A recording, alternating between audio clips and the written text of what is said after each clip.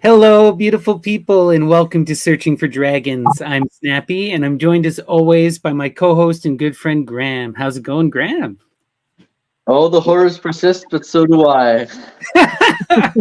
Yes, they do. Yes, they do. How apt of a way to enter for a talk about Artaud, right? As we know, Artaud is famous for his cruelty and his belief in the cruelty of life and nature. Beautiful, funny. But Graham, we're here again with Searching for Dragons, the show where we examine incredible artists from across history that explore magic. And we're back to talk about probably our favorite topic so far on the show. I know your favorite human, Antonin Artaud. And we're going to be digging into this collection of his letters here. It's called Succubations and Incubations. Can you tell us about this text and kind of explain it to us here? Yeah, so in a nutshell, at the end of his life, well, starting in Rodez asylum, so around 1945, his friend Arthur Adamov suggested to him that he compile much of his writing during this period into a book, and so he did just that. Or rather, he took notes of all the texts he wanted to include in this book. And then he died. And this book was the notes were compiled. The book was compiled by his friend Paul Thevenet, and she edited pretty much all of his work for Gallimard over like decades. And it was finally published as Suppos et Suppliciations, which means henchmen and torturings, in 2006. And this is the collection of letters that were at the center of this work, because he felt that it was a true bridge between his world and our world. So interesting. Oh, that's yeah. And I'm excited to really dig into these letters because we're going to get to see kind of Artaud not as the pontificator, but Artaud as how he would address his friends. And one of the things like we were discussing just before this came on that's so impressive about Artaud is how connected he is to the art world and just how many people he knows. And it's kind of magical, the kind of characters that appear in these letters, right? Oh, definitely. It was quite surprising for me, when I first got this book. I've had this book for a couple of years, and I skimmed through it, and it's like, yeah, this is interesting, and I put it down. And then I gave it another deep dive, and I said, okay, wow, there's a lot going on here, and like, look at all these people he's talking to, like these important artists and writers, and that's an interesting exchange of ideas. And then I realized the importance of the content of these letters for his later work. Right. So it's kind of interesting too. What I gather from these letters, which is so interesting, is we get this window into Artaud as he's formulating his ideas through conversations with these other brilliant artists. And we get to see how he influences and impacts that world and sort of an image of that Parisian high art society, all reflected in these letters, right? Exactly. So interesting, so interesting. And what I'm and you are so interested in when it comes to Artaud is his magical process. Do you see a lot of that in this collection? It's hidden. I would say that he does talk about his magical process without giving away too much. He sets up the entire reason in these letters as to why he's carrying out all of these projects that he does post asylum, which are very magical works in themselves. And so, yes, this is a setup of some magical works. Amazing. So I'll bring up the text again here. So when was this released again? And this is on Infinity Land Press, correct? Yeah, Infinity Land Press published this for the first time, these letters in their entirety, and I believe 2020. 2020. And it's Peter Valente and who's the co-author for Valente and Cole Heinowitz and Peter right. Valente. Awesome. Yeah. So should we dive in? Let's dive in. I think this is a good place to start. All right. This first letter is a few slides long, so we can pause it whenever we need to. And this is the very first letter in the book, dated November 29th, 1945. So he'd still be in Rodez asylum at this point. He was liberated May 25th, I believe, 1946. And this is speaking to his friend Jean Dubuffet. And when people say that name rings a bell, it's because Jean Dubuffet was the founder of the Art Brut movement. Oh, wow. Which was sort of like a counterculture art movement that still persists to this day. It's often referred to as outsider art now. Yeah, right. A very, very radical, very important art movement. That's kind of what's wild about Art Brut is that it's kind of impacted so much of it does so many mediums. There are bands, there are art painters, there are sculptors, like you name it. And the fact that it still persists to this day. So super influential person here. Yeah. So he says, "My very dear friend, yesterday I took the liberty of entrusting you with a letter for René de Solier, whose address I do not know. Excuse me for this, but I heard that René de Solier was worried and I wanted to reassure him. Because, my dear Jean Dubuffet, things are not as they appear in everyday life. The world we inhabit is an unrealized world where the person you greet on the street turns out to be a double who from a distance appears like a blind wall. Jealous, he bewitches you because he thinks you have more genius, consciousness, personality, soul, and physical density than he does. And he works by all necessary means to abduct your being and consciousness for his own." Holy crumb. Okay, so yeah, some deep, creepy, vampiric magic going on here. Right from the get-go. Right from the get-go, right on very page 1, And it's like, the world we inhabit is an unrealized world. That's such an ominous statement. Where the person you greet on the street turns out to be a double. Right? And this is so quintessential Artaud language here, because the double, this idea of creating the double, embodying the double, that in like killing off the self, this is the heart of Artaud's magic, right? Who from a distance appears like a blind wall. Jealous, he bewitches you because he thinks you have more genius, consciousness, personality, soul, and physical density than he does. And he works by all means necessary to abduct your being and consciousness for his own. Like, that's a terrifying image, and it makes me think of like psychic vampires. What do you think? That's exactly what came to mind for me as well. Also, this is important because this is something that he sets up in his work, The True Story of Jesus Christ, as well as To Have Done with the Judgment of God, both the works that come later in his life, where he describes God as being like this. And God is jealous of Artaud and wishes to enter him to steal his life because God can never create a life of his own. Oh, wow. So he's applying this to people as well. He's saying people embody this aspect of God because God created people, and so people are cowardly and jealous and wish to embody the lives of other people instead of doing something for themselves. I love that, and that is so true, because like when we think about, when I was a Christian, I often think about a lot of the prayers and the ideas that are pressed into you, or that you press into yourself. Like, what would Jesus do? You're not allowed to think for yourself. You have to put your mind and body into Christ consciousness, as they call it, or the Jesus prayer, where you identify yourself with the sins of the world, Jesus Christ, Son of God, have mercy upon me, the sinner. It's like, you're right. Like, and then it's also an interesting inversion, because so much of Christianity is about this idea of demonic possession, and Artaud is imagining God itself as the demonic possessor. And I love that. It's beautiful. It's a wonderful version.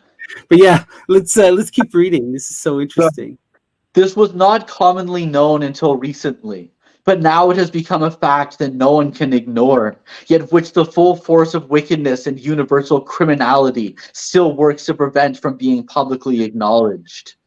It has been a long time, Jean Dubuffet, since these have been individualized maneuvers, reduced and confined to a few specific individuals who practice black magic at home. These are public maneuvers, in which the whole population of Paris participates, in Paris and in the countrysides and fields of France, under the influence of these waves of bewitchment cast from Afghanistan, Turkey, Burma, Bengal, and Tibet. And the masses of all the Catholic churches of the earth are used to support these bewitchments, which sweep over at times and asphyxiate all consciousnesses. Holy crap. Now we're getting peak conspiracy Artaud. But this is also just like, what's wild is all these centers, Afghanistan, Turkey, Burma, Bengal, Tibet. These are all, significant holy centers, right? Of magical importance. And he's talking about all this bewitchment and how the Catholic Church is all these churches are used to drug and seduce and manipulate society. Yeah. He's kind of right. Maybe not in the literal sense, but man, I love Artaud. What do you think, Graham? You hit it on the nose. All right, let's continue. All right. Yours, Jean-Paul Enns, René Desoliers, all my friends, that of all those like you and me who want to defend their personality against intrusion by the petit bourgeoisie rapacity of the priests, the shopkeepers, the employees of the administration, the clerks, the workers, and all this horrible vomiting of wickedness, jealousy, selfishness, and utter stupidity which comprises the whole of humanity and which assembles at all hours of the day, in groups in the streets of Paris, on the forecourts of churches or cathedrals, like other populations that congregate in the streets of Delhi, in the Indies, or on the slopes of the Himalayas, etc., etc.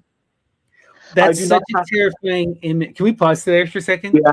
It's such a terrifying image, and I think that's like, I would see that kind of an image is kind of quintessentially modern because of overpopulation in a lot of our city centers.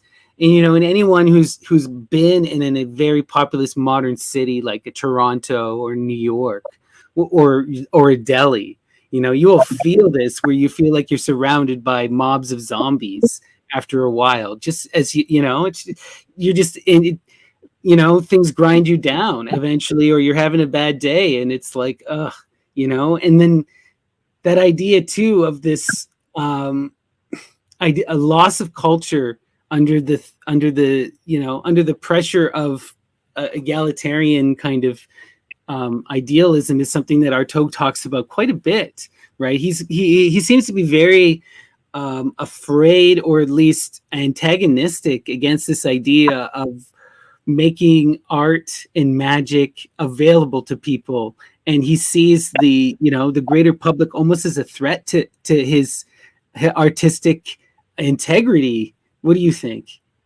I think it's more that he's afraid.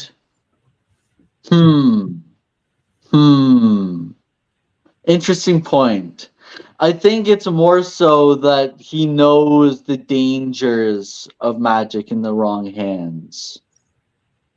The wrong hands, so to speak. That's a bit of a synecdoche. No, I know it's a judgmental statement, but it is what it is, right? And we talk about this idea of the dragon, and the idea of the dragon in Greek Hellenistic philosophy, right? When you go back, it's a temple guardian, those who guard and protect the mystery. And there is this sort of idea there where you can't reduce the mystery and people have to overcome the challenge, and that it isn't for the masses, or, for better or for worse, right? It's up to you guys to make that up yourselves. Mm-hmm. Definitely. Yeah, sorry to derail. No, not at all. Not at all. I appreciate the input. So then he says, I do not have to hide from you the fact that I am the reason for all these bewitchments, whose secret aim is to make me lose my personality and my consciousness, to take over my body and replace it with a soul other than my own, one as cowardly and vile as that of all beings. That is to say, given over to all base acts, which is a stupidity and absurdity and idiocy, and on top of that, plain muck. I do not even know by what absurd villainy all men on earth just about have come to take me for the central object of all their impure desires and their suggestions, to be vile, dishonest, messy, as without honor or consciousness as they are. But it is a fact that I am surrounded day and night by an obscene horde of recriminating jackals, black magicians, succubi and incubi who masturbate the soul, who are not the demons of Martin Schongor or of Bruegel the Elder, but of Mr. Durand, Mr. Dupont, Mr. Kopp, Mr. Priest, Mr. Abbot, Mr. Monk, Mr. Doctor, Mr. Rabbi, Mr. Imam, Mr. Brahmin, Mr. Lama, Mr. Everyone. We are all suffering from this state of things, and all the more since it is protected by the police, who are under the thumb of these black magicians, except for some agents who quit out of disgust. Wow. So he hasn't gotten to the meat of it yet, but he's hinting at a grand conspiracy amongst all spiritual societies and all intellectual, all political societies and all police. You know what? That is a very kind of common theme among magical types, to be honest. And this is something that I think that we all have kind of feel. It's almost a truism to a certain aspect, you know. Your parents first, you know, you take the beauty and imagination and creative power of a child, and then they're reduced by their parents, you know, and then they're further reduced by their teachers, and then they're further reduced by the police and by the state and by, you know, all of these cultural rules and expectations and demands and pressures and things that are forced and pushed upon you, and thought-stopping techniques and methods of control. And these are at the heart of a lot of this stuff. You know, religion is all about being bound and controlling oneself. That doesn't mean that it's all inherently evil from my perspective, but a lot of it can be very, very dangerous, right? It's about making people controllable and palpable. It's about, you know, it's about creating a communal society that has a shared value system, you know, and it will, if you engage in religion, it'll make you conform to it. That's kind of the nature of it, you know, and he's kind of pointing this out, but he's also connecting it to all of culture. And I feel like, you know, I don't know about you, but I feel the pressure, the cultural pressure, right, of conformity and all this stuff and expectation, and it's kind of wild, you know? It's very wild, and it's alienating, and you know, makes those who feel not at peace with themselves even less at peace with themselves in a lot of cases, anyways. Right. And you know what? It is in some ways a form of black magic. You know, I believe, honestly, if you look at advertising is a form of magic. They're creating sigils, they're empowering them, they're creating slogans, they're manipulating the mind, they're pulling tricks. You know, it's magic by another means, right? We just call it something different. And so much of art and music and all of this stuff, and it's all magical, and it is being used largely in a cultural context to maintain that status quo and to force conformity. It just is, right? Yeah. And we're lucky that we're in a time and place where we can even question some of these things without being reprimanded in some way, right? Oh yeah, no, we have to acknowledge our extraordinary privilege, right? I was just talking to my dad about this, and he was talking about how, you know, for his dad, right, growing up like in Canada in the 40s, you weren't allowed to have an opinion.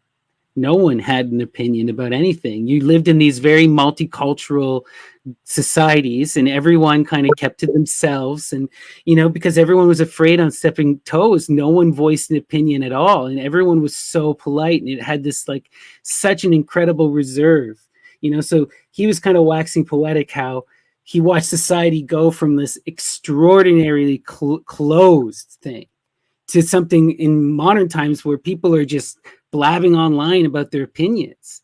And he's like, if you had asked my dad his opinion, he never would have voiced it, not even to his son. It's like how culture changes, like it's weird to fascinating. think about. But it is. We're so lucky and privileged, right? And we forget the pressures of church and religion, because these aren't as active forces in our modern lives. Like my dad again was telling story about my grandfather, right? They're in rural Quebec. And in order to, he's a carpenter. In order to get jobs, you have to pay the Catholic Church in a sense. You have to, what it was is you had to go to the church and make a show. So he went to the church, made a show for everyone that he offered services. So he redid the church's roof for free. And then people started giving him business. But until he did that, he couldn't get business in the community. And the priest had to tell everyone that he was okay and welcome as a new member in this community. And it's just like, that's how things used to be, that's so weird to think about. Right. And it could cause a lot of abuse, and like nothing happened with my grandfather. It was all fine, but he was expected to put out free business for a church. Right. Yeah. Anyway, weird stuff to think about in terms of this idea of culture and oppression and these culture as black magicians, society as black magicians that are forcing us to conform. So that's the end. It's the end of this letter. Sorry to suddenly segue there. I just thought that was a good place to segue. This next letter is to Jean Dubuffet's wife, and it initially touches on some of the same themes, but then goes in a bit of a different direction. So he says, I'll just jump into here. Dear Madame and great friend, I wanted to specially thank you for your very affectionate attentions in sending me butter, sardines, and green coffee. That is, for understanding that it was the absence of fats and my state of malnutrition that caused the state of disarray, where at certain hours of the day the consciousness of all my friends are swept away by a destroying wind blown by the maneuvers of obscene bewitchment, by monks in the Himalayas and the populations of Burma, Bengal, Turkestan, and Afghanistan. At times, the people of Paris and other cities in France involve themselves in these hateful, dissociative maneuvers, as well as certain hours, as well as certain hours under the protection of the police, as I told you. This abominable state of affairs must cease, for if, as you know, I am full of hatred for Jesus Christ, I am equally full of hatred for the Antichrist, who is never more than his minion and an object of his bewitchment. I love you, Artaud. Oh my God, that's so good.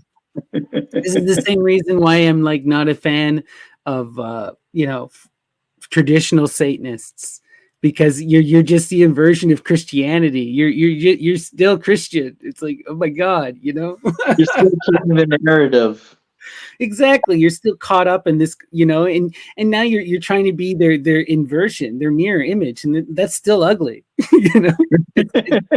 right? Like both sides, both faces of that image are not ideal. Just leave it alone. Just leave it. Just leave it.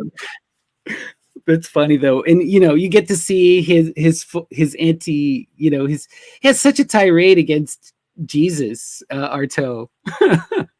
He did, and a lot of that was, he growing up in Catholic France. I think it was pushed on him a lot, and he just really didn't buy into the narrative at all. He saw it as like, very harmful, actually, especially the way that the institution carried out the narrative.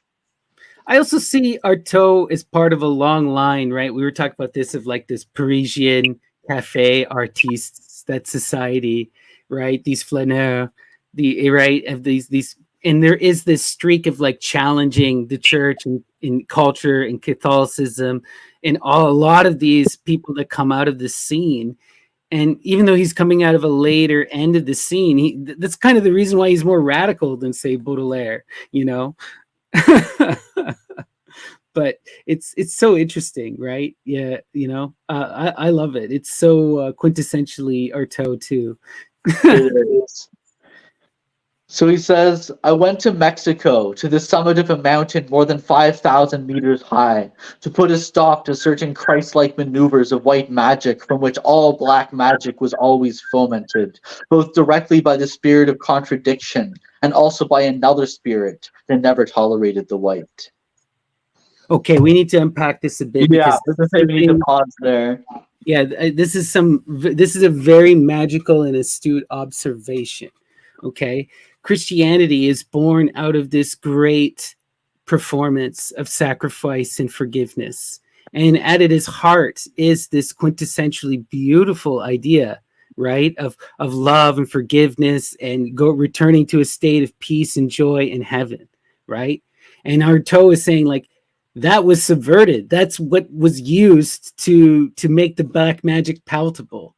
You know, they took that figure, that beautiful image of the Christ, the child, Christ, the Savior, and it became a perversion as it was used to justify the worst aspects of greed and capital and control, right? Mm-hmm. And even though and it never tolerated the white. This is also a line I want to unpack because people in North America will see this on full display. We watch as like evangelical Christians and Trumpian Christians now abandon Jesus for a more authoritarian view, right? Or, you know, people like Hitler, who was a deeply Catholic in his early days and then abandons it as it's no longer useful and becomes more extreme. But there is this kind of, and what it is that they lose tolerance for the shroud, right? They take the mask off, no more the figure, because honestly, I think like that whiteness, that goodness, it is at its heart is this black magic. Like I agree kind of with Artaud, you know, and no matter how good that image is, it doesn't subvert the magic, you know, the evil. I'm sorry. I don't know. What do you think of all that? I think that was well said. I wanted to hear your thoughts, particularly on that line, because I wasn't quite, you know, I don't know as much about it as you do. Well, it's that you know, the religion always has the spirit of contradiction. Okay, Yeah. you'll see this in every single one of the great religions. In order to justify their sweeping acts of control, they have to sell you some grand story, either a communal narrative or a savior narrative or a promise of redemption or power or something, you know. And you know the sell is always greater than I don't think it ever justifies the cost of the cage that you're forced to put yourselves in with religion. You know, all religion should come with a warning. Let's continue, sir. Sure. I will therefore go, and I want to go right away to Tibet to finish off this dreadful work. But to do this, I need a cane that I expressly prepared for this purpose, and whose failed prototype is the cane of St. Patrick, with which I made my journey to Ireland, and which is now in the hands of that so-called Annie Bernard at 45 Quai Bourbon, who is no more than a double, since the real Annie Bernard was assassinated after October 14th, 1944, the date on which she took the train from the Orleans station in Paris to come meet me here. Oh wow! Now he's getting into some deep. So yeah, so this Annie Bernard's character was a close friend of his, and he became convinced during his asylum years that, among many other friends, Annie was assassinated and replaced by a double. And this seems like a stretch, but like his publisher, who Robert de Noël, who published Heliogabalus, was mysteriously assassinated around this time as well. He was murdered, and no one knows why. This case is still unsolved to this day. Whoa. And, another one of his friends, you know, passed away. So he's seeing these odd circumstances, and he is creating a narrative. Right. And so he no longer trusts any Bernard. To him, this cane is lost forever because it's owned by a double, and the double is one of these initiates. But he's saying So that's okay because the cane was a prototype anyways, and it was failed. It was a failed prototype. before we move on, let's talk about this original failed prototype cane and the cane Yeah, stuff. Because, like, the magic cane, this is quintessential, magi imagery, magic imagery, the shepherd croc. You see this with the pharaohs. You see this with, we were talking about a private with Aaron, right? Aaron. The staff of Aaron, right? It is such a profound magical image in many, many, many different cultures. So, of course, Artaud connects to it. St. Patrick's version, he uses it to cast the snakes out of Ireland in the folk tale, right? So this is kind of a wild story, kind of a wild, powerful, magical symbol. But how does the cane play into Artaud's life? So in the mid 30s, I guess, he was gifted a cane, and he was told that it was the cane of St. Patrick. And he believed that by now he is very much believing in this grand already in 1936, 1937, believing in this conspiracy of society hiding the true nature, reality, and nature from us. And he wanted to bring this staff back to Ireland to enact the apocalypse, or a transformation of society through magic. And he ended up in an altercation with the police. The cane was supposedly lost, though here he says that it is in the hands of this double. So it's hard to say what The actually truth happened. is. Yeah, I don't think no one kept track of his cane, unfortunately. But No, this was also an infamous image. We've talked about this before. He had put a like a brass or a metal stopper on the bottom, and he used to strike the cane to cause sparks. exactly. Say he would cast spells with it and create magic. It's his magi staff. It's quintessential. Exactly. Yep. And it's quintessential to his transformation, right? Like the most important thing too about that Ireland trek was that that's where he has his he prophesies an apocalyptic moment, but he has his apocalyptic moment. He becomes arrested. He returns to France. He gets put into the asylum. He almost dies. His mother has to track him down. It's such an insane story, It is. Go to we've talked about this story at length. You can hear it in our other episodes. We won't bore you here, but let's continue on with just needed a bit of context there. Yeah, so you understand the power of this cane and the idea too that he's creating a new cane, and now he wants to go to another seat of power. Instead of Ireland, it's Tibet. Exactly. He has this thing with these sacred sites and making these pilgrimages and initiating these apocalyptic moments. Sorry, go ahead. To Mexico, before Ireland. And something important to note, he says this in one of his letters, but it didn't include it. He says, while traveling with the Tarahumara's into their land on horseback, he noticed some other native people making obscene gestures towards them, in a group of them making obscene gestures. And he asked his guide, what are they doing? And the guide laughed and he said, don't you understand? They're masturbating to curse us. Oh, wow. Yeah. And this will this ties in greatly, as we will see, in with this grand magical conspiracy that he is unveiling for us. All right, let's read some more. I can't remember who he's talking to here, to be honest. I think it was Martha Robert, who was an essayist, French essayist, who talked about Kafka as well as a lot of psychoanalysis. Beautiful. These next two slides are connected.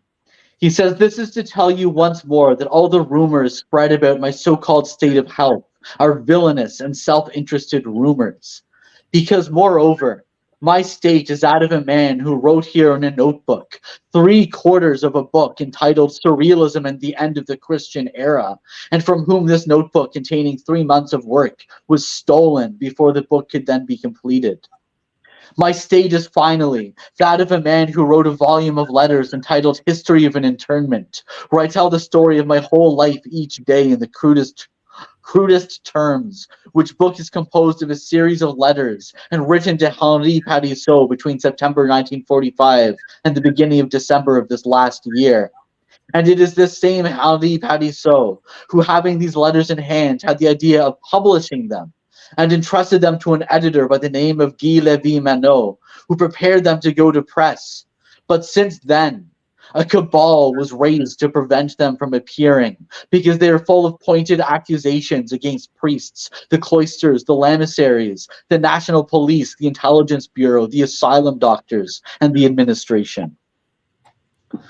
So he's saying that he had these two texts that he created that were stolen from him because of their incendiary nature towards all these institutions.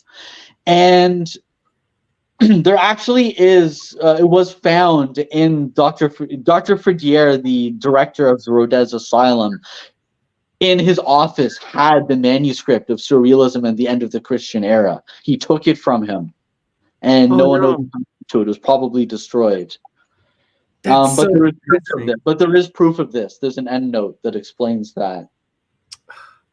I would have loved to read that. That sounds so wild. That's fascinating. And he talks a little about this History of an Internment book, letters written from Rodez to Henri Parisot. Some of these letters are included in Succubations and Incubations. And this is where he creates his life from the beginning, from the void, when he created himself from himself, and has persisted for millennia up until now. And he talks about how he was in China 4,000 years ago with a magic staff. He was in Judea 2,000 years ago with the magic staff. He was crucified at Golgotha. You know, he's tying in all these important historical events into his own personal life. He says that found within the Popol Vuh are passages from his book Umbilical Limbo. Oh, wow. You know, and he starts merging timelines and texts in this whole book of letters that he composed to his friend. And I wish that this had survived, in its entirety. And it just seems to relate so much to how he talked about theater and the creation of a play, right? Like he's creating the self, right? This idea of the double, and he's creating his own narrative, his own story. It's like he's reimagining everything about himself to create this narrative that survives across lifetimes, across history, that can connect to every aspect of his experience. You know, that it's like a way to make everything about life personal, you know? Makes it personal and special. You know, this is just after he had been subjected to electroshock 51 times. I've had modern electroconvulsive therapy, and it affected my memory. I can't imagine how drastically that procedure what it would have done to his memory. And he had big gaps in his personal history, and he would fill these gaps in with fantastical imagery. He was mythologizing his own life, recreating the life that was stolen from him. Right. That's such a good point, right? He did lose through the treatments so much of himself, and that has to be acknowledged. So there was this necessity of rebuilding, right? It was almost like a force thing, you know, even though it is this artistic creation, it wasn't something he willingly did. He did it to save himself and to reimagine, to give himself a new image. Wow. It was wild stuff. Wild stuff. That's all I wanted to say for this letter, unless you had some other thoughts. Oh, let's continue. I'm so bummed about that book, Surrealism. I know. The Christian Era. I know. Amazing. So many unrealized title. Sorry. What a title, eh? Yeah, so provocative. I'm just like, oh, Also, because Artaud, he identifies with surrealism, but usually not so blatant. So I'm like, if you're gonna put it in the title, what are you gonna say? You know, like now you're really entering the foray of surrealism and not just doing your own thing off to He the was side. always a friend of the surrealists, but he broke Yeah. away from them when they aligned with the Communist Party. He said, "This isn't surrealism. Surrealism is beyond political factions." Right. I remember that. No, that's a good point. That. And Andre Breton, the spearhead of the surrealists, did eventually turn away. He had a very abrupt and not amicable ending with the French Communist Party in the 1940s, and so it's likely that in a letter from Ireland, Artaud acknowledges, I'm glad that you came out of that foolishness because you're better than that. And so he's like, he says he never had any problem with surrealism in itself, just that weird political alignment briefly. And he didn't Right. like being called a surrealist. No, that's the thing. He didn't like being called a surreal. It's so my point was just because like so many people are like Artaud's not a surrealist. Artaud, but at the same time he's quintessential to the Seashell and movement the and he talks Clergyman about it. The Seashell and the Clergyman, which he wrote, is considered the first surrealist film. So Yeah, I know. say what you will. He briefly he mingled with them. We'll leave it at Yeah, that. He mingled yeah, with them. for So sure. this next letter is to a friend, Colette Thomas. This would be just after his first meeting with her. She was 27 years old. She was introduced to him. This would be just before his release by her partner, Henri Thomas, who was a writer, and Colette Thomas was an aspiring actor or actor, whatever you want to say. And she formed a very intimate bond with Artaud. They became very close. She was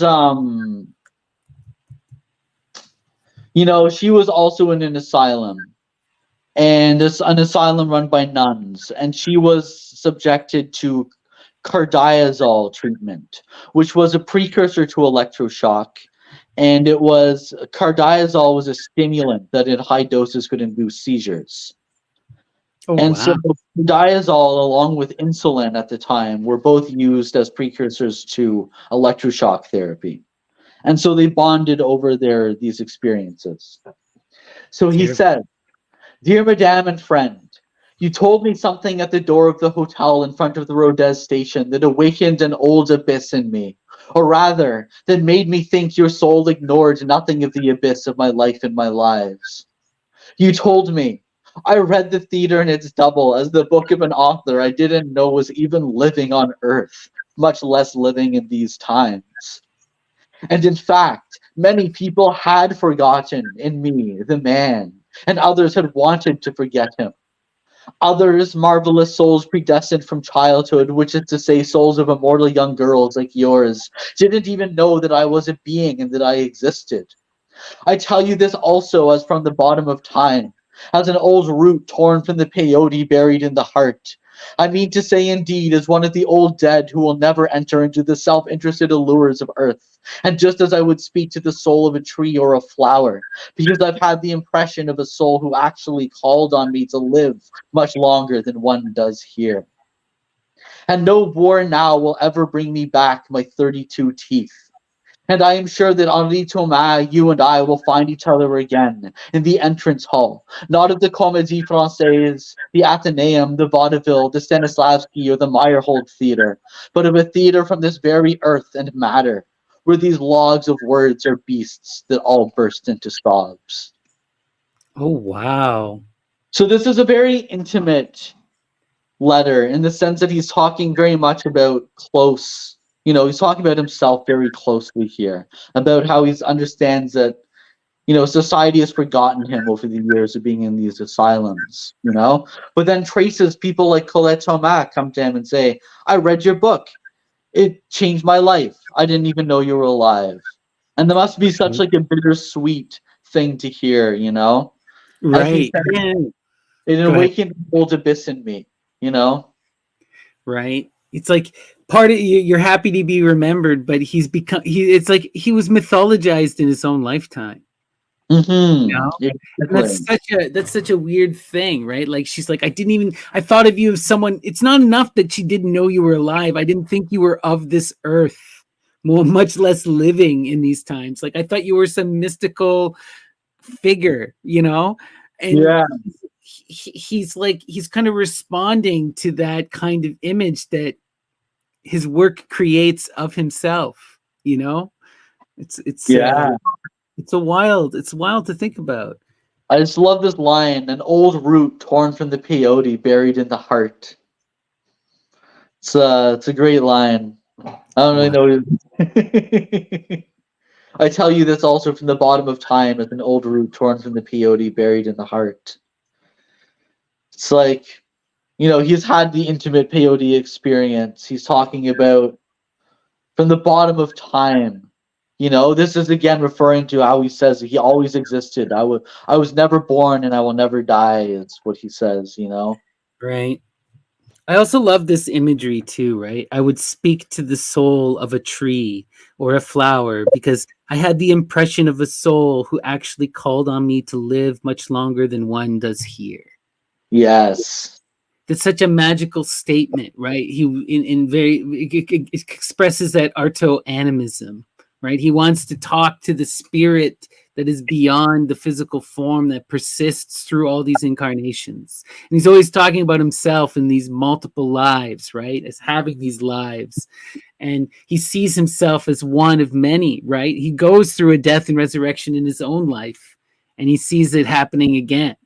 And it's just really beautiful, this idea too of the soul, that which exists beyond the form. Hmm. And I love just this last thing when he's talking about we'll meet again in the hall of the theater, a theater from this very earth and matter where these logs of words are beasts that all burst into sobs. He's talking about the theater of cruelty here.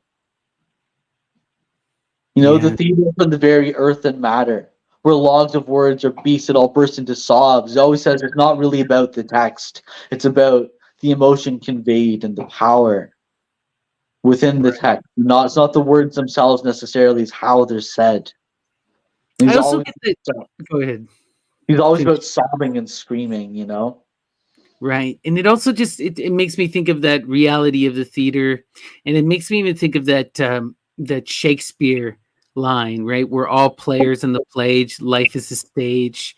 We will all return to the stage. Even though you die, you're just reborn to take on another character, to play another person. You have a new role. And Exactly. right, and I think he's connecting to that, right? And I love too that he's connecting to himself, to all these grand theatrical traditions from across history, right? Comédie Française, the Athenaeum, vaudeville, Stanislavski, or the Mayor Hold. Like, this is for his time, these would have been all of the great landmarks of Western theater. Yeah. So just So cool stuff. he's saying we'll meet at a theater that transcends all that, a theater beyond, more primordial. Yep, it's beautiful. Love it. Yeah. So this is just a short passage from a letter. I thought it was important.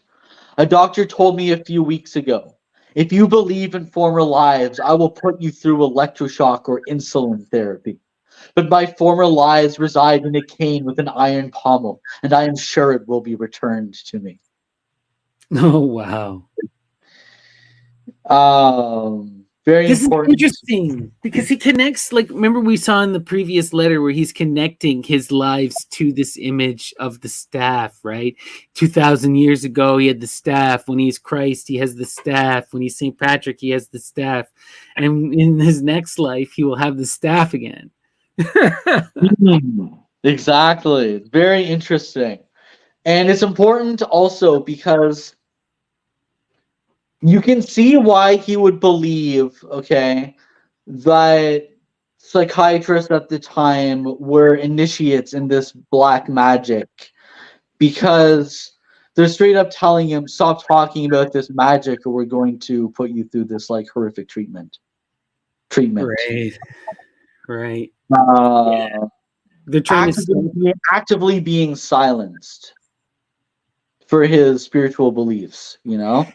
And it's also, I love, again, this shows his animism and his interconnectedness of reality, right? Like, they're destroying his body and his mind, but his lives don't reside in the body; they reside in the staff. So nothing they do to Artaud is going to destroy Artaud because he doesn't reside in Artaud. That's an interesting way to put it. It's like that line, I will explode into a million terrible aspects from which you will never forget me. To Artaud, there's no separation between art and life. He is everything he's created, and so he's immortal because these ideas will persist. Right. And he's also, he has that profound animism. He's interconnected to all of reality, and it's all cyclical. He will be reborn. It's just a matter of time. And for him, the staff is that totem, Mm-hmm. So that's why I thought it was important just to include that little passage there. Beautiful. So this next passage is written to his friend Arthur Adamov, who was a bit younger, and Adamov did not become a playwright until about 1946, but he was one of the forerunners of the theater of the absurd. Oh, cool. And he later shifted to hyper-political realism from theater of the absurd. He didn't really like the title theater of the absurd once it was ascribed to him. He was like, nah, that's not really what I'm getting at. And he carried on. But he was a very close confidant of Artaud's, and it was thanks to Arthur Adamov that Artaud's release from the asylums was even secured. And so he says, this is where this is the beginnings of the idea. Arthur Adamov first proposed to him to make a book, which ended up being Suppos et Suppliciation, Henchmen and Torturings. And so he's talking about that book here, but it originally had a different title. He says, I want to call this book For Popocatépetl, Charity Please, which means I humbly request a small volcanic eruption engulfing 300 cities, and not only as with the atomic bomb in Japan, engulfing just one city, even of 300,000 inhabitants. The poor Popocatépetl is not only asleep, but it is dead, while Vesuvius is merely sleeping. And dead one must pass, even a volcano, through many repressions and many gulfs, many doors of torture before exploding as one would like. Because I want what I write to make something explode in the consciousness. But I want the thing that explodes in the consciousness to make something explode outside of it. Earth, war, nations, dialects, epidemics. Let's pause there. So he's talking about a volcano that's in Mexico. And it's one of the most active volcanoes.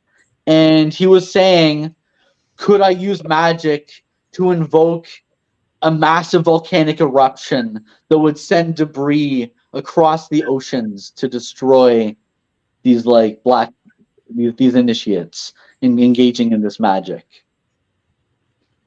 He wants something to make what he writes, he wants it to explode in the consciousness.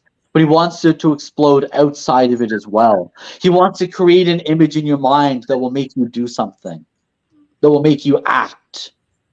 Right. And this is the thing. He's trying to make his magic more profound than simply, transforming minds and being ideas. He wants it to have ramifications upon the physical earth. And that's what he's calling for, right? This connection.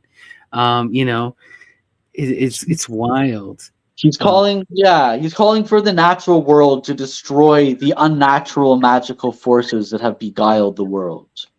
And I love this. Again, he applies this idea of death and rebirth in the cycles to even the volcano. And dead one must pass even a volcano through many repressions and many gulfs, many doors of torture before exploding as one would like. Because I would want to make... so what he's talking about, though, is that they're going through the cycles of death and life and birth and all of that. And you have to grow and come to that point of explosion, right? It's wild stuff. Again, evangelism on full display, Full display. He then says, I will not prophesy as I did in the new revelations of being. No tarot cards. Notes of true rebellion against everything that restricts and obstructs by means of ancient seals. Accusing organizations is not enough. One must now jump over the organizations under pressure from the most authentic repressions. So he's saying it's not enough anymore to call out these black magicians. We must destroy them. Wow. And ancient seals. This is real old school magic. You can see cursed seals. These are some of the oldest, or cursed tablets. This is a very ancient thing in the Greco-Roman tradition. They used to put them usually on tin, sometimes on pieces of lead or bronze, and you would carve, a curse, and then they would be cast usually into a lake or burned or sometimes even worn as powerful magic that he's connecting here. And he's saying, like, we're going back to that kind of binding, that dark pagan magic, the most authentic, right? Right? Mm-hmm. It's wild. Very wild. Very, very wild. Let's continue. So now he's speaking again to Colette Thomas. He says, why don't all these people join me? Because these innumerable hordes of men, hidden in caves in Turkestan, Persia, Chile, Tibet, or gathered in forests, streets, and roads, use the foulest magic spells to divert them in their advance toward me. The ancient stories of chivalry are still alive and are even truer, but under the reign of the radio and of the atomic bomb, they are no longer believable. And I am the only man to know the whole secret in its full extent. And that is why they have tried to shut my mouth for so long. The favor you can do for me is to believe that the entire earth is nothing but an enormous rigged theater, a castle of black magic which imbeciles refuse to see, and which villainous initiates conceal as much as possible. With all heart yours. Wow. This, like, to me, this puts him right in the realm of someone like a Philip K. Dick, like this idea too, right? This is such a quintessential occulted idea that reality is this kind of illusion that must be challenged, that must be fought against. You see this in so many religious traditions. It's like at the heart of the Hindu religious tradition. It's at the heart of a lot of this stuff. He actually gets at that the Hindu. Oh, okay. Well, sort of getting ahead there. No worries.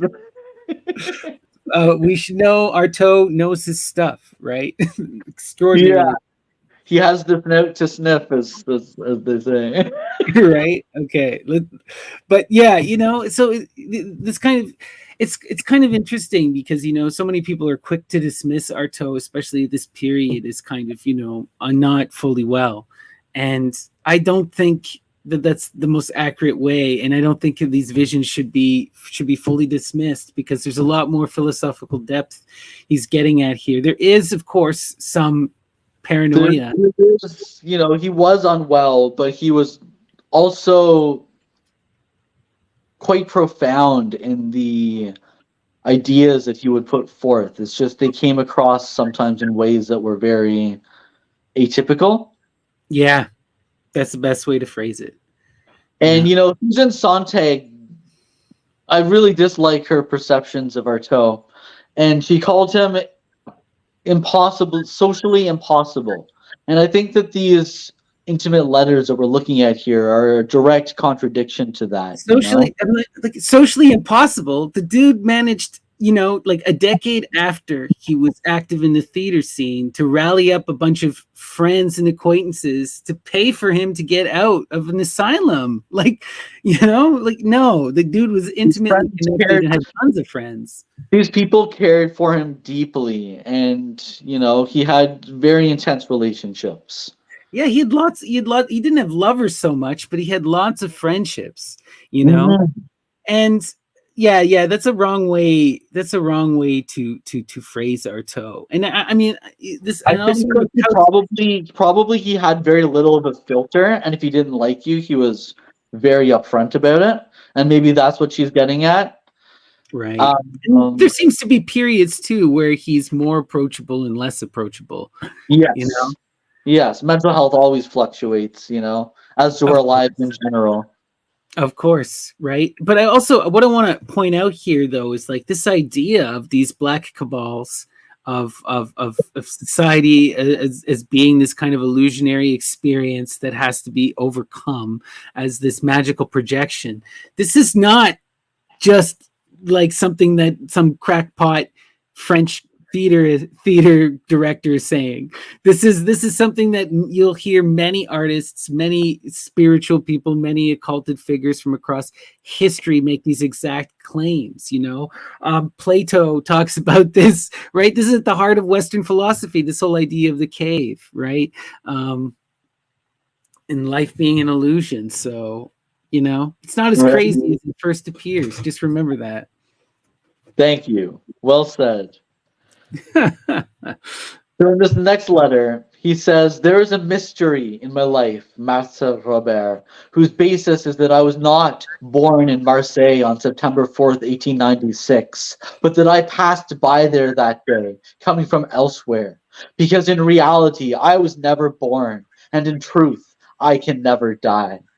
For medical legal asses, this is sheer madness. For some, it is poetry. For me, it is the truth, just like a beefsteak with French fries or a glass of white wine at the counter across the street. But all the earth has ganged up in the subterranean vaults of its sects of initiates to prevent me from erupting and striking. Again, him getting at this idea of the reincarnations of multiple lives, of being more than just this being. Forever. Like he's an eternal force, right? Exactly. He's an eternal force that always has and always will be. And it's almost like he's trying to call others to wake up to that own reality. Like he's the snake in the grass that's going to cause you to quit. You got to wake up and see what's actually happening. And that's this is a very occulted image for those with ears to hear. Getting bit by the snake will be a huge wake-up call in many a way. Definitely. And it ties into, again, some of his later works, like in a lot of his later writing, he talks, like especially in the True Story of Jesus Christ, which is from around this time period, this idea that God is not the true, eternal spirit, and is more of a jealous demiurge that created our reality and sees its creations and says, sees us fulfilling our lives for ourselves, and God is sitting there stagnating forever, and says, "Oh, I wish I could create a life for myself," and wants to enter him and steal Artaud's life from him. I also want to point out something that's fun because we're often looking at poets, and I find that poetry is often the easiest way or the most direct way that magic and mystery is conveyed in art, especially within the Western tradition. So I think it's really kind of funny when he goes, for some, this is sheer madness. For some, it's poetry. For me, it's the truth. So he's even acknowledging, right? Like this stuff, it's either crazy people or the poets, or it's me just accepting reality. Yeah. So I just thought that was cute. Us poets and us crazy people, we see the truth. yeah, we see it. So let's keep going. This is just a short passage from a letter to his friend Arthur Adamov again. He says, "Dear Arthur Adamov, I sent you a notebook yesterday containing all the notes and selections I want to see included in my little book, following the Mothers in the Cowshed and the essay on L'Autrement. These notes are full of terrifying curses against everything. They must be published without removing a single word, because I made sure to justify all the crude words according to the verbal force and the bitterness of tone, by eloquence without verbiage, finally. I believe this will be an avenging little book." So whoa. Yeah, as a saying, talking about the curse, it's not just that it's not the intention, it's how you say it, it's what you say, how the words are arranged, the tone. this is quintessential magic. Okay, what is the key to magic? Magic is in the spelling, it's in the grammar. Okay, what is a grimoire but a grammar book? Okay, what Artaud is telling you is like he crafted these spells with intent, and he put intent into every word. Every word is chosen, every line is chosen for. And what I want people to focus on too is the verbal force and the bitterness of tone, right? This is also setting it up into this musical force, right? This is at the heart of the Greco-Roman tradition, especially the Orphics, right? You have to sing the song, right, with your harp or your lyre, and it's these songs that allows you to return from death, that has the power to command physical reality. So he's telling you like, these are curses, this is powerful magic, and it's every line is intention, and every line has been intoned with bitterness. And it's like, I love, like, he's gotten rid of the eloquence. It's not about the poetry, it's about without verbiage, without eloquence, it's just about the curse. It's about that malicious act. Oof. It's very intense. I hope that the text one day in its entirety is released. He's talking about, again, henchmen and torturings here. Wow. So now he's talking to Colette Thomas again. We're almost at the end here. He said he's talking to her. This is the two slides here. We'll pause. He says, I have always been martyrized for being always in revolt. First, against the idea of God. Second, against the idea of the universal spirit of beings. And third, because of the weapons of my breath that everyone has tried to take away from me. Because you too, Colette Thomas, by spitting all your breath onto the guilty consciousness, you can impose silence on legions of evil beings. Let's pause there. Yeah, okay. Because there's just, there's so much intensity here going on. Okay. Picking apart these three things, why he's being martyrized, why he's being attacked by these black magicians. One, that he's against the idea of God, okay? Monotheistic God, not the animism, of Artaud, right? Like Artaud is not an atheist. That's He's very rebelling against like the Western monotheistic God narrative. exactly. And then against the idea of the universal spirit of beings. Again, this is just a reimagining of the idea of a monotheistic God. This is him rallying against the very idea of monism itself, the universal spirit, connected self. This is a radically pagan idea. He's arguing for active individuality and the multiplicity of selves, you know? And then third, it's his willingness to stand up and attack, right? This collusion, this idea to force everyone into this conformity to these monoisms, whether it's monism, the spirit, like you see in Indian religions or in Asian religions, or it's this monotheistic idea of God that we see in the Western Abrahamic traditions, you know? And he's definitely. And he's talking about, the weapons of my breath. The power of the breath is something that he talks about extensively in The Theater and Its Double. And he talks about it here. He talks about it in later works as well. And he says that Colette Thomas, too, has the magic breath. And after he's released from the asylums, she reads a few of his pieces. This is during a time when typically the poet would not perform their own work. Someone would perform the work for them in France. And so Colette Thomas would perform some of his works. And one of these performances, famously, the power of the building was randomly cut off, and everyone, the audience and the performer, were plunged in darkness. And Colette Thomas finished the performance in complete darkness. Oh wow, that would have been so just incredible. like blew people away. People were like, I've never seen anything like this before, and like this is like revolutionary to be speaking this crazy, intense, out there, bizarre text in utter darkness in the way that you can masterfully convey it with her voice. He would go on to call her the greatest force that the theater has ever seen. Oh, wow. I also, though, I want to point out the magical idea of the breath, especially within, Artaud is taking from many different traditions and subverting them or playing with them. And one is very much that Christian, the Judeo-Christian tradition, and the breath, right? The breath of God that animates life, right?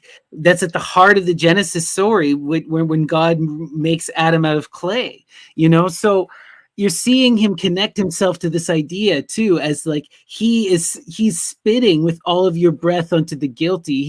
He's attacking them with the force of God. He's ascending, like in a more pagan way, you would say he's ascending the throne and embodying that world soul, right? He's challenging God by becoming God, and he is that breath, that force of magic, Exactly. So you want to keep going? Yeah, let's keep going. This is Sure. so good. So he says, not all men can do this, but you are one of the rare few that can. And the nuns who martyrized you knew it when you didn't quite know it yet, but they were duplicitous enough not to tell you anything in order to avoid awakening your consciousness on this point. So he's talking about the institution where she was hospitalized by nuns. He's saying that they recognized she was magic as well, and they had to silence her with cardiazol. Magic is quite simply to impose silence upon beings by the power of the breath, will, and thought. Black Okay, magic. just because like that is so cute. Magic is quite simply to impose silence upon beings by the power of the breath, will, and thought. Wow, what do you think he means by silence? Silence upon beings. That is hard to say if he's referring to silencing these malevolent beings, if he's referring to, there's a humbling aspect of silence, right? Silence can be powerful. Yeah, for sure. I think too what he's getting at is the ability to silence is the ability to quench the song or to control the song, right? And in the Orphic tradition, music is at the heart of reality. Everything is vibration and dance, and it is an ongoing song in which you sing in. So true magical power is the ability to cause the song to pause, to take someone out of the music. Mhm. To remove oneself from the chorus. That's pretty eerie. Right? That's what I mean, that's just my initial thought. Anyway, I just thought it was a really freaky line. Continue. Yeah, totally. Black magic consisted to this day in binding the flow of breath in another's thighs, uterus, or anus, or in obscenely swallowing consciousnesses in one's tongue or palate. This is what numbers of people gathered in sect or in isolation everywhere on earth do not cease doing. And it is to prevent me from denouncing them that I was locked up during 9 years in a lunatic asylum.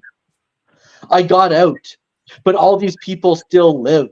And as long as they do not disappear, this earth will no longer be viable. For there are men who bewitch not only by the sex or the throat, but by the feet. And there are millions of them all over the earth who take what they call the spirit of others' pain to give themselves a consciousness, a self, a soul, a duration. Fighting them is an immense endeavor, and a small army is necessary. That's such a terrifying image. Okay. They bewitched not only by the sex or the throat, but by the feet. What do you think he means by the feet? I'm not entirely sure. I don't know if he's just referring to like dance, maybe, and through he's saying like motion. the whole of the body, or like the feet guide our movement, right? So like it's hard to say. What they call the spirit of others' pain to give themselves a consciousness, a self, a soul, a duration. Again, this is something we saw in the earlier, the first letter. This vampiric force that's coming to suck the lives of others in order to give themselves more time. Fighting them in his immense endeavor in a small army. Ooh, like holy crap. Yeah, he often calls upon like people from around the earth to rally together in like his cause against this like vile order. Interesting. All right, continue. Sure. I have a certain number of female and male friends throughout the world who think like me on this point and want to fight. I will introduce you to them. But above all, one must avoid also exhausting one's breath. Because in order to work in this way, one needs replacement foods. Rice, semolina, tapioca, manioc, mushrooms, artichokes, coca leaves, the juice of poppies that haven't been sprayed with copper sulfate in plantations, like the current opium, which is harmful for that reason. Peyote, and many other electuaries, but they can no longer be found these days. So And he's he saying, announces himself as an entheogenic magi. yeah, yeah, saying we need the entheogens to restore our magic powers. We can keep using the breath to silence people. Wow. And this thing about the copper sulfate, that's like a rumor that he heard from one of his friends that opium plantations, unlike when they were where poppies originally grew, modern plantations, they would spray the opium with copper sulfate, and that's what made it addictive. Interesting. And he believed this wholeheartedly because he was so addicted to opium and like Well, I and hate to heroin. tell him, we have plenty of a lot of the ancient writers, like Galen talks about opioid addiction. so, Yeah, you know, he's read a lot of this stuff, so you would think he would be familiar, but but yeah, you know, we all choose our narratives, right? we And all this choose our this narrative. helped him. This helped him face his own addiction, I guess. Not really, but yeah. Yeah, whatever. Yeah. The sulfite is not what the mercury is, or whatever is not what makes it addictive. Opium No, is addictive. yeah, yeah, but he's saying, we need to use these entheogens to That's a reinvigorate. good point, though. And this sets him in with a lot of the magical tradition, And this is a constant thing we see, is this idea of dote and antidote. Many of the modern magi, especially, they fail in this regard. They're unable to have that balance. They try to walk the entheogenic path, and they become consumed by it. And often it's because of their own hubris. A perfect example of this would be someone like Crowley, who often proclaimed that he was in total mastery of the self and above addiction. But then in his later life, addiction caused a lot of his problems until he died. So anyone who chooses to engage with the entheogens, just be extraordinarily wary. This is a path that requires extraordinarily discipline, and you know, and you need to be have a right mindset. It's so body dependent. Many people can't walk this path at all. Like Graham, this is not the path for him. You know, I um, tried the entheogenic path, and it is not for me. right? Your body is just not. It's not designed that way. My So brain is not made for it. But I respect those who attempt to tread the path. right, it is a very much a viable spiritual tradition, and there's a lot to be gained from it if you are cautious and mindful of self, you know, and be and just be safe. Just be safe and adult. Exactly. Be safe. Right. Let's continue here. Sure. So these next few slides are all from the same letter, so we'll have to pick them apart one as we go along. We're almost at the end here.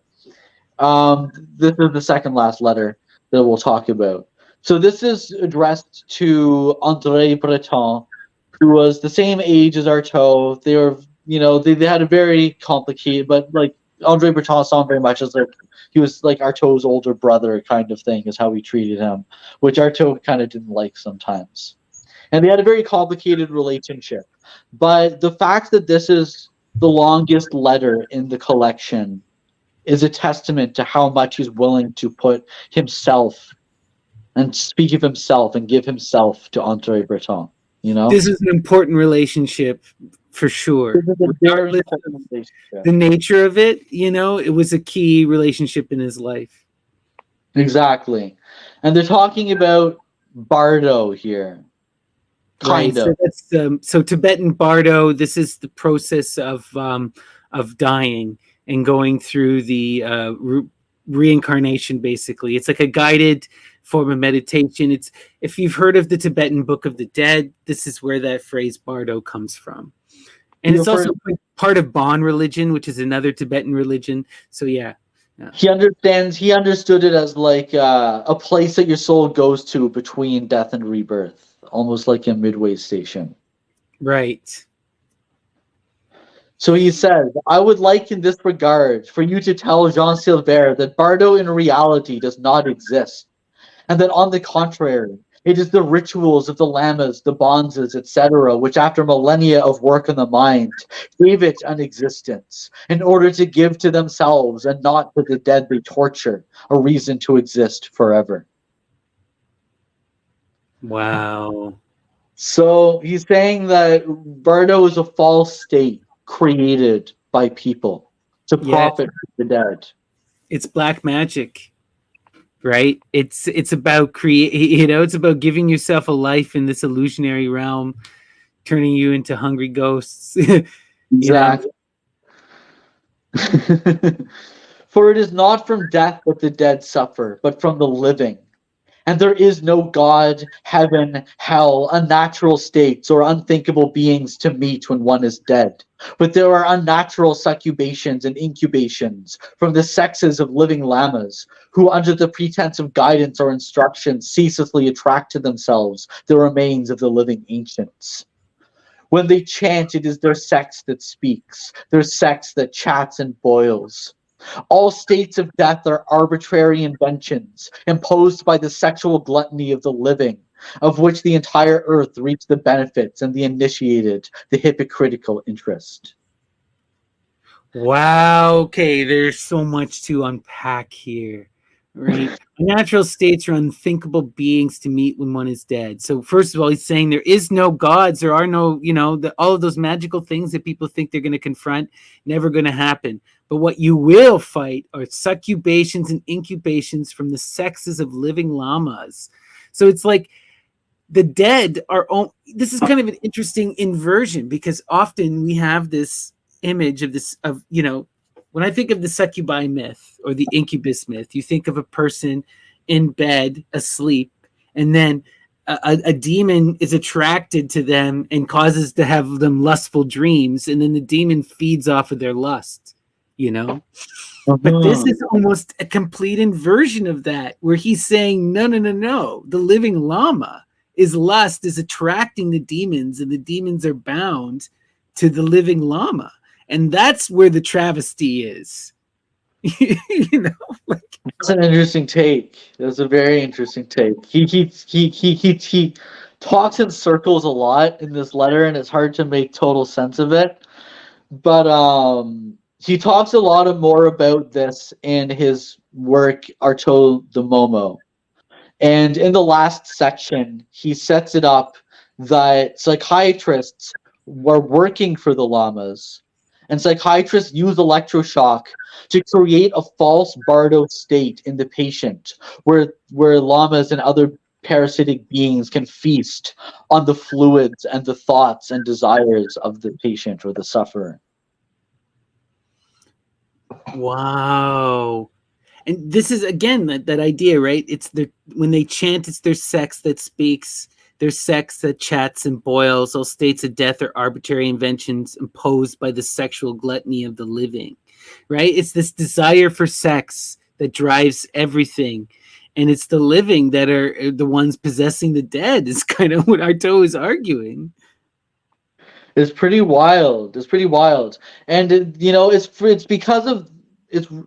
A lot of this throws all the way back to the very first Artaud publication, which is his correspondence with Jacques Rivière, who was the editor of an important magazine, where he complains that there's a force. He talks about thought blocking. This is a concept in psychiatry specific to schizophrenia spectrum disorders typically. And it's the belief that a force or entity is preventing the sufferer from completing their thoughts. And Artaud complains of this extensively. His first 3 books are about this. But he doesn't say what. It's just an unknown entity, an unknown being or force. And now he's realizing that it's actually these lamas and these jealous people, this jealous god, all these Black beings and people, magicians. exactly, that are actually doing it. Right. So he's putting a name to his demons, is what I'm trying to get at. For sure. So interesting, so interesting. And I just like this idea that it's the power of sex and love that's what's driving all of this magic, you know. That's very, very true of pagan traditions, you know. Let's keep going. So he says, because death breeds nothing but life, and to be dead is to start again as head, bones, mammary lungs, anus, intestinal fibers. No, because all this is nothing, and this is no terror. And here we have much of his magical language inserted. Yeah, the glossalia that he did. Yeah.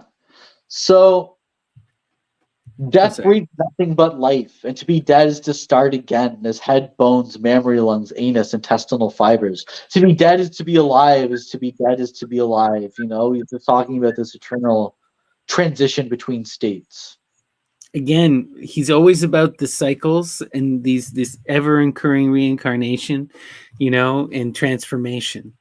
So next he says, and dead, and because he is dead, the dead man is, on the contrary, guru and master. And the time comes, which does not last very long, when the dead man eats the guru, who claimed he could teach him, and who was often another dead man, since the living are the already dead. Which means that death and life are in the present time 2 abominable parodies of being, where we are always eaten by someone. And when I say Bardo doesn't exist, I mean that it exists temporarily only because beings have caused it. But in these times, one does not need to be dead to go through it. Holy, he's so intense. And I just okay. This is one of the most Dionysian things I have read in a in a long time. When he's where's that line where he talks about does not last very long when the dead man eats the guru who claimed he could teach him, and who is often another dead man, since the living are the already dead, which means that death and life are in the present 2 abominable parodies of being, where we are always eaten by someone. This is this thing. Always part of the Greco-Roman cycle is this idea of the consumption. Okay. And the idea with Dionysus is that, right, ripped apart at the beginning of time and then perpetually eaten as that ever unfolding sacrifice that causes life to ever descend into its ever unfolding cycles, right? You have to have that primordial man, the Phanes, that gets ripped apart, the Dionysus destroyed by Titans, that then descends into the matter and becomes the unfolding of being, you know. And this is why you see within the Dionysian festivals this ripping apart of the flesh and the consuming of the flesh is the central rite, because they're reenacting this divine sacrifice and they're connecting to this primordial violence, which is a destruction and a rebirth of self, right? George Bataille talks about this a lot, right? This idea of destruction and of sacrifice, of beauty and horror being quintessentially the same, you know, and that experience of divinity is also the experience of that grandiose evil. So in that apotheosis moment of when you reach divinity is also your absolute destruction. This is most clear seen in the quintessential Greek figure, Heracles, who, when he achieves his apotheosis to become divinity, is when he is burned alive on the pyre, you know? Or Orpheus, in order to become that transcendent figure, is ripped apart by the Maenads, and then his head rolls down the stream to the Isle of Lesbos, where it becomes installed as the totem for prophecy. You know, so Right. through death, he becomes this voice of divinity. You know, it's this is very quintessential pagan again, in the idea of destruction and eating and consuming and the violence, the cruelty, right? of nature. Anyway, wild stuff. Yeah. So let's keep going. Okay. He says, this is the same letter still to Andre Breton. There was a time when men did not die, and that was not the terrestrial paradise, but the life of present history. And until around the year 1000, there were still people across the earth who had never died for centuries since they were born, and that the church hunted everywhere so that they decided at last to disappear. And that is how there were before the year 1000 villages of the living dead that the living could not stand because they knew more than everyone else. Oh wow. So, That's such an interesting idea. and he's talking to himself about himself here, I think, as well. You know, I was never born, I can never die. He is one of these people who have never died for centuries, who are being hunted by the church because they knew more than everyone else. You know, there was a truth that needed to be hidden so that people could be controlled. There is all of this stuff about that immortality is hidden, right? And this idea of these immortals who are living amongst us, who are secret gurus. This is ancient magic, right? I think of Lao Tzu of the Chinese tradition, the old man who just appears and then leaves. You know, he just goes with the flow, drops his wisdom. I think of the Green Man, you know, of many of the Northern European traditions, or I think of Enoch, who walked with God in the biblical tradition, or Al-Khidr in the Islamic tradition, who's also sort of like a green man who teaches Muhammad, who lives forever, comes, shows up, teaches, and then disappears. You know, often within the pagan traditions, like in the Greco-Roman tradition, they talk about how gods will possess people, and you have to treat, this is why you have to treat strangers so well, because you never know when divinity is going to show up. You know, like, because they can take possession of any random person, you know, so you have to treat everyone as if they are that living embodiment of God. And like a perfect example of where that would show up is like Krishna appears to Arjuna in the Bhagavad Gita as his chariot driver. You know, the most supreme divinity of Godhead is servant, you know, and it's like Arjuna has to recognize this first before the dialogue can even begin, before he can gain his wisdom, you know. So interesting, this idea that people don't die and that there's an oppression against this immortality in order to keep us in this cycle of destruction where we can't fully become ourselves, where we're slaves bound to these lamas or black magicians or the Catholic Church. Artaud, you're scary. It's scary, right? So then he says, this is to tell you in a nutshell that the whole world practices magic, even your cornered grocer. He does not always know it, but he knew it, and it will come back to him. In any case, there are throughout all the earth hundreds of millions of people who never cease knowing it, and who operate by taking turns, but passing from one to the other, the best of consciousness, etc. This is kind of just a reiteration of what he was saying before, but I think it's important that just, you know, even your corner grocer, and the idea that we don't even know that we're practicing magic sometimes. This ties into another book that I love called The Wizard of the Crow, where the protagonist pretends to do magic to scare people away, and then doesn't realize that he's actually, because he's doing the rites and because there's an intention behind it, he's actually crafting real magic and is actually affecting the world around him. Wild stuff. And you know, this makes me think too of like And a lot of like this idea of when you're looking at the muse, right, as this goddess of inspiration and of revealing of the mystery, or the nine muses, right, these inspiring divinities that bring the mystery. There is this idea too that oftentimes people are inspired by the muse and reveal the mystery, but are not consciously aware of what they're doing. It is almost like this divine energy speaks through them and with them, and it's beyond their personal comprehension. Like they haven't fully understood what they're doing, you know? And or oftentimes people get that, you know, they confront the mystery and then they become scared and back down. But you know, there's something I wonder about a lot of people. Like I think of someone like I've talked about them many times before, but Prince.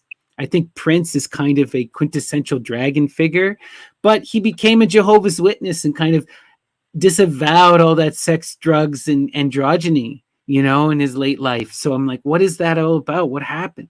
Or one of my favorite authors is J.K. Huysman, who wrote Laban, which is like this intense satanic pagan text that's so wild and dark. And he has this entire confrontation with himself and with Catholicism, and by the end he's a monastic. Like at the end of his life he's completely flipped from who he was in the beginning, you know.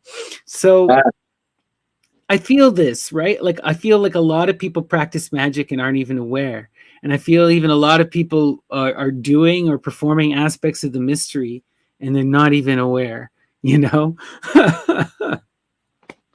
It speaks to the universality of a lot of these images and forces. Yeah, exactly, right? It's all there for anyone to access, and you can access it accidentally, you know, Yeah. or without intention. So this is the last line of the letter. The Hindus say that this world is an illusion and that we are a part of it and that we must leave it to discover reality. Yeah, that's what I was saying earlier. Oh God. Yeah. Yeah. So in the Indian traditions, the words they use for illusion is actually lila, which means like play.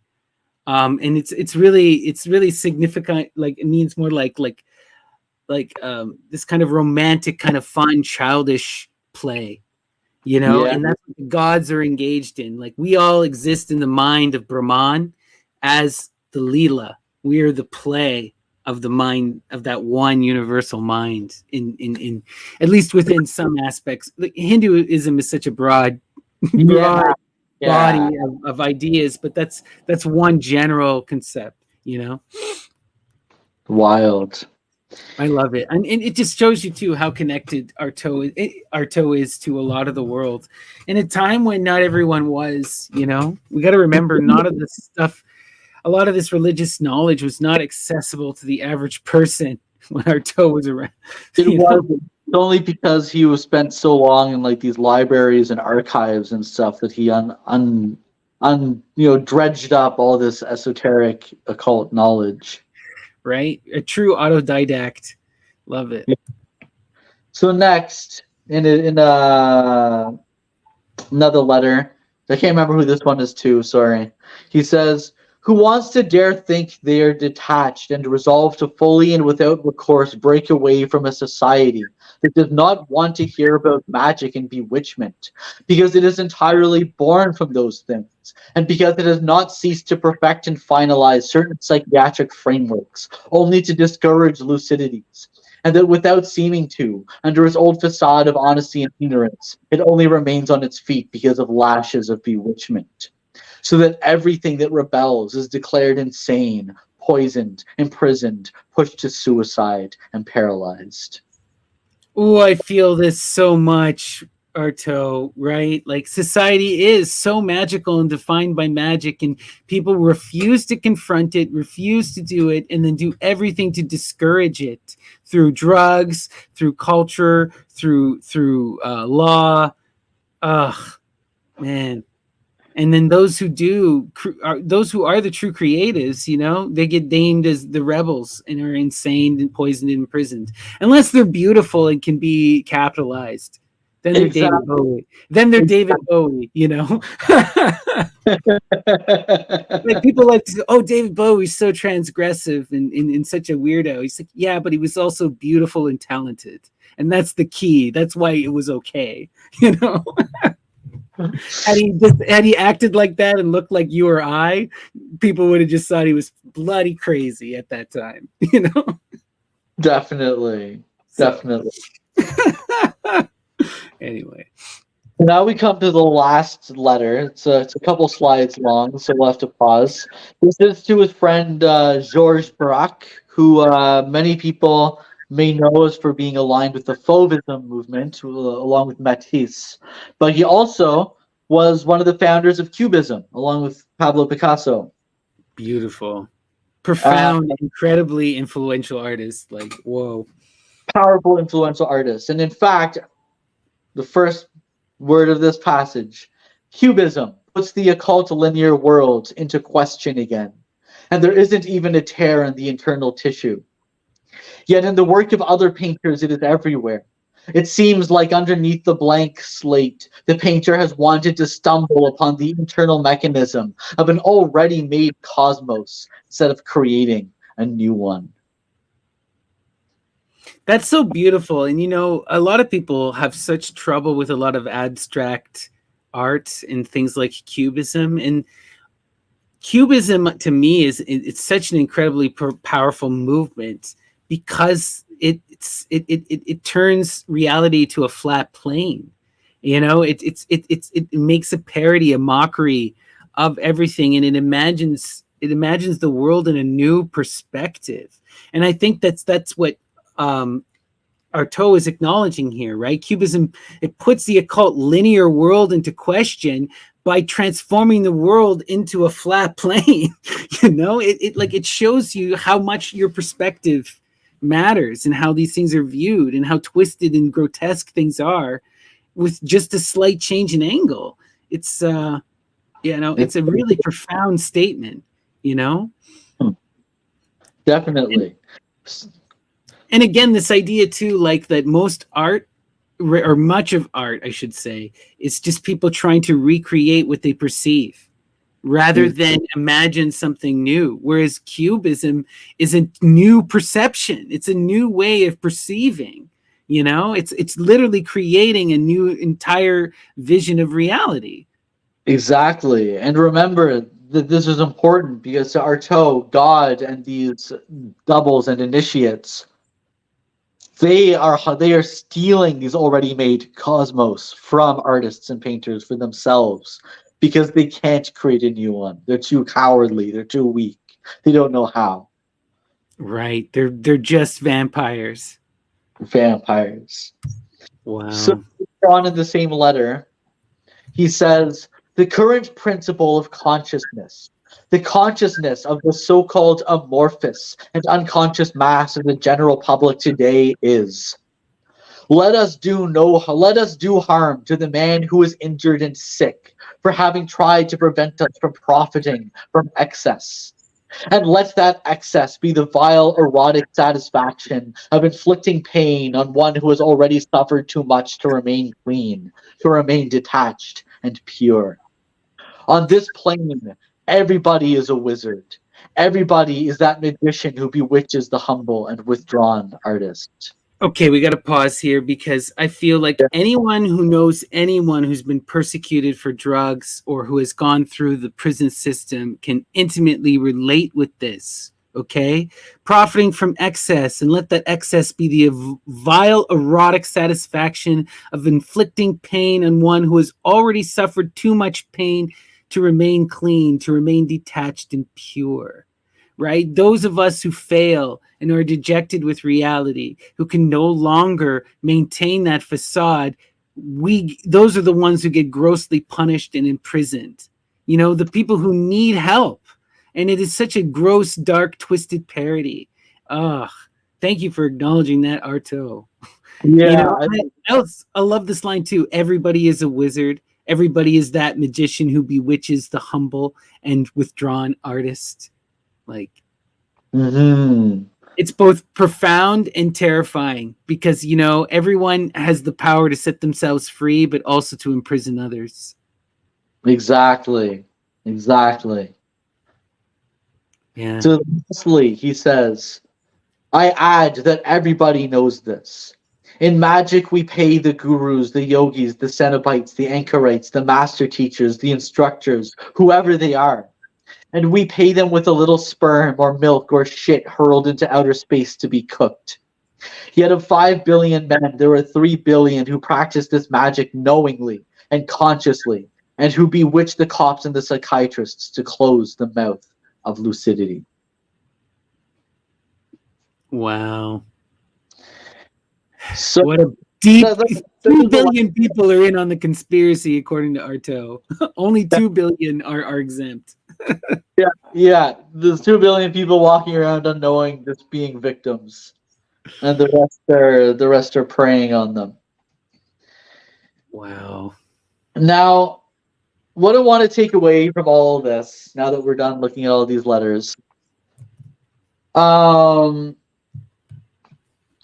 it is from the introduction, actually, by a man named by a writer named Jay Murphy. They say, as he frequently alludes in these letters, there is no death that is not a result of someone's will or malevolent magic. Artaud realized he too was succumbing. This fuels an extreme urgency. It is as if each letter, fragment, exclamation, dictation, gree or drawing, not only relatively finished works like his remarkable radio broadcasts, are not only a stance of counter sorcery, while constituting a sort or spell themselves, but are an ongoing dynamic last will and testament. Artaud conveys this is a final battle, as he envisages defenders converging from across the world, since a small army is necessary, even as he describes this as a cosmological conflict that has gone on for eons. So again, after reading these letters, when we go and look at a sinister assassin, and we see the approach of death, the urgency of death, the ever non-stop onslaught of these magical forces of rebelling, that he's rebelling against, even to his last breath, like his the last thing he ever wrote. So the same figure returns every morning. He is another, in order to accomplish his revolting, sinister, and murderous act, which is to maintain the state of bewitchment cast upon me, and to continue to make of me this eternally bewitched man. So that's the last thing he wrote in his life in 1948. And up until his death, he believed adamantly in these forces, and everything he did, from 50 drawings to assassinate magic to have done with the judgment of God, Artaud the Momo, all these major works from his later period all reflect this. Right. It's all about confronting this profound evil that's trying to control him and control reality, and that was his kind of like his work kind of takes that dark shift. It's a cosmic drama. It's always been there, the Yeah. need to reclaim his thoughts, but he didn't realize it was actually about waging war against something, waging a magical war. And that's what Artaud's life is the waging of a magical war. Yeah. He was such a cultural, profound figure, and he so desperately wanted to transform his reality. Like he said, he wanted to make volcanoes erupt, he wanted to wake people up. And yeah, I think he still is waking people up after all these years, right? There's a reason his work keeps coming into translation again and again. It's powerful, profound ideas that I think really could and have changed things. I think they could continue to change things in even grander scale if people keep learning about his work. Exactly, and I really like Artaud too because it shows you a complex figure, a multifaceted figure, someone who was unwell and who was ill, but was still capable of this incredible, profound beauty and creation and philosophy. And it just shows you that people need to be respected and listened to, even when they are hurting and lashing out, you know, in spite of that hurt, in spite of that lashing out, or maybe even because of that, Artaud is great, you know. And I think I know that with many people this is true, and with mental illness it makes it very difficult for people to be taken seriously or to be listened to. People just react to the the negative statements and don't try to look behind the words. And I'm glad that people like us and others are doing that with Artaud. We're not just letting it stand as, oh, this is some guy running around with a staff who thinks the world's going to end and thinks that there's black magicians out to kill him. And it's like, yeah, but there's reasoning here, and there's more philosophy there to what he's saying. This is not just who he is, you know? Exactly. That was so well said. Thank you. Yeah. So remember that, people. Like, everyone has something to say, even the intense weirdos like Artaud. And we got to learn to love them for their weirdness, celebrate it. But yeah, any last words you want to end this talk with? What is your perception of these letters in this book overall? I think this book is important because, again, it shows a more human side of him. There are some other letters that are a bit more like domestic, I suppose you could say, in the letters that I didn't really include here. But it offers all of his letters. He's written so many letters in his life, and they always offer an interesting glimpse behind you can see the mechanisms behind the works that he produces. Right. This gives you that glimpse. It allows you to see him also in these intimate relationships where he's offering magical advice and acting almost like a guru. Like, I really love those, the ones he did with, what was her name in it? Colette Thomas. Colette. Yeah, Colette Thomas. Like, beautiful, beautiful work. So everyone go check that out. Support Infinity Land Press. We want them to keep releasing Artaud material, and they have the best Artaud stuff right now. So and they're almost the exact same size of book, which just like drives me insane because I need to have them all so they can stack neatly. You're gonna have them all on your shelf, all lined up in a really cute. The perfect dimensions. Yeah. So beautiful, so beautiful. I love it. All right, Graham. So before we wind down here, do you have any projects you want to promote or anything that you've been working on that you'd like to talk about? Just quickly, at the end of May, I'll be releasing a hardcover anthology of four of my collections, three of which have already been published and one short new one. Just to make it a bit more easy to access the works, and they're presented in a way that I think has like a narrative, I guess. And so that's going to be a hardcover that'll be out in May, and that'll sort of replace my publications of a lot of these shorter collections. So it's going to contain your new collection, Belial, as well as Armaments, and what was the other collection? Flesh is Not a Prison and Cruelty and Transformation. Wow, that's going to be quite the big collection, and it's all from this most recent time period when you've been going through. The connecting thing is you were either in waiting for your recent EC3 treatment or receiving and reacting to the failure of your ECT treatment. Exactly. There's that kind of thread running through a lot of the work. Right. Yeah, I'm really excited to get that book. That'll be a great read. And also, we don't want to forget to mention that you're going to be finally releasing your graphic novel through Syrup Moose Records. Yes, Syrup Moose Records, wonderful independent label from BC, will be releasing a graphic novel finally at the end of November.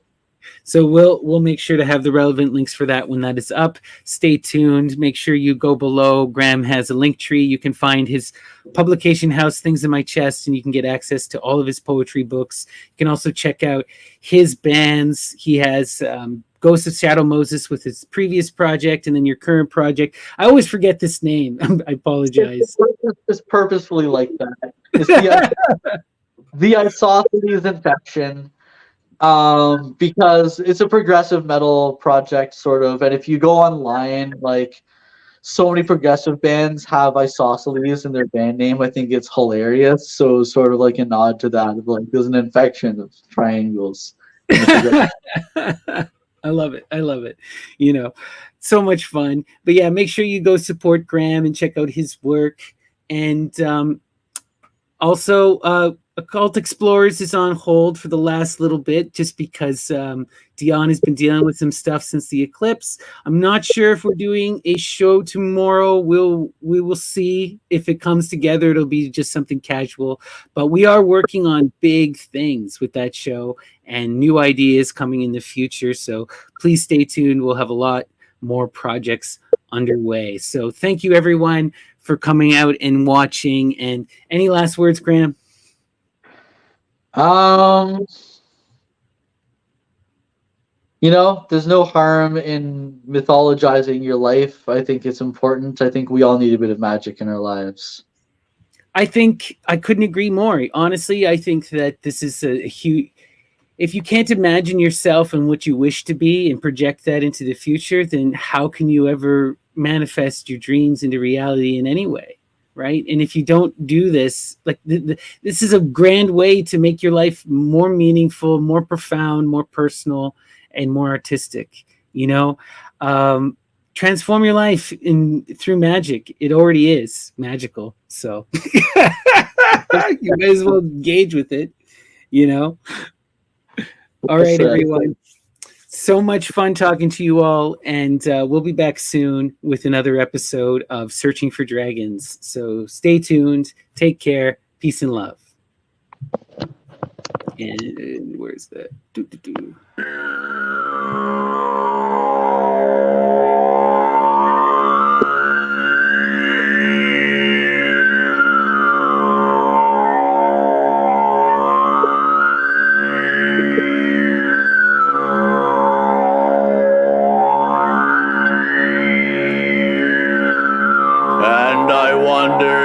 Master could be, and I pressed my eye eagerly to the grave,